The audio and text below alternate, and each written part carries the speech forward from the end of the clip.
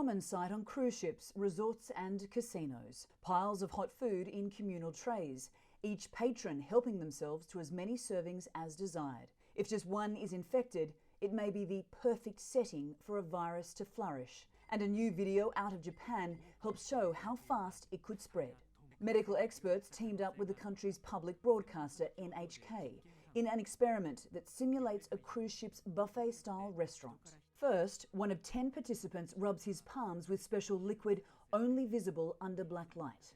He represents an infected person who had coughed into his hands. Then he joins 9 others as they spoon food onto their plates and sit down to eat. After 30 minutes, the room goes dark. Before an ultraviolet light comes on, the fluorescent liquid is now visible on a lot of surfaces. Items the so-called infected person had touched.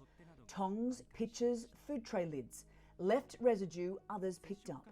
And in turn spread to silverware, dishes, glassware, clothing and phones. After half an hour, every participant had come into contact with the liquid. 3 of them had gotten it on their faces, a visual show of how easily a contaminated substance can travel. The issues with that video is that there's a lot of material which was put on the hands, and so that's a very artificial situation.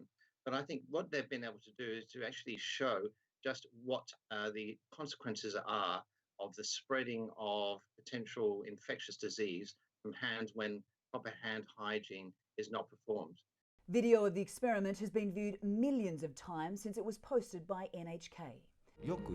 The Joint Project Supervisor says it's partly meant to illustrate how often some surfaces are touched by many people, like handrails, light switches or door handles. It may seem radical, but I think that video should be put in front of every single public restroom. Many of the countries which have opened up is that the outbreaks have been linked to small clusters, what people call not necessarily the people being super spreaders, but the locations being super spreaders, which highlights the need that people must be having much more attention to hand hygiene as well as to the social distancing. NHK and its collaborators did a second, cleaner version of the experiment, using hygiene changes like separating dishes, replacing tongs frequently, and asking participants to wash their hands during and after the meal. 30 minutes into that experiment, no one had picked up the fluorescent paint.